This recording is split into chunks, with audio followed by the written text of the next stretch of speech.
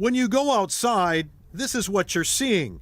It is also what you're breathing. It really started to roll in on Thursday, the high-definition Goes West satellite showing smoke coming at us from multiple directions. I know it's particulate matter that can really impact your lungs. When we caught up with Mark Simonson and his niece Sam, who's visiting from central Illinois. And you've even seen wildfire smoke 2/3 of the way across the country. Yeah, it's definitely better than what I've heard it is like here in California, but you can still see the haze. I've lived out here for about 2 decades now, and I don't remember ever having problems until the last few years. And he's right. 4 out of the past 5 years have seen significant wildfire smoke in the Seattle metro area.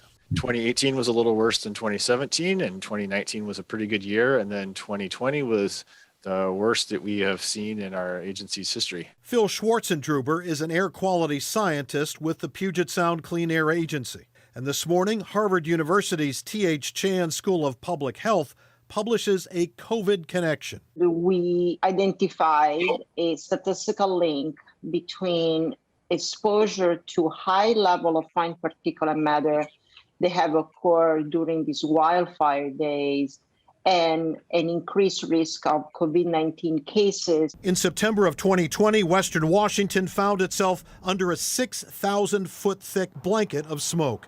But the Harvard study focused on 92 counties in Washington, Oregon, and California that actually had active fires. She says smoke led to nearly 20,000 more cases of COVID-19 and 750 additional deaths. One of the most affected places, Whitman County, Washington. Somebody may have been exposed to COVID-19, but it's the additional exposure of wildfire smoke that's putting them over the edge to a full-blown infection. It's possible that someone has contracted COVID and maybe is asymptomatic, and then being exposed to this various wildfire smoke becomes symptomatic.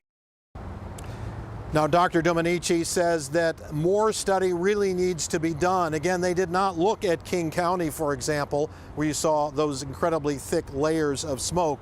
But as we move forward, she says there may be more research coming out on this particular connection. Live in Seattle, Glenn Farley, King 5 News.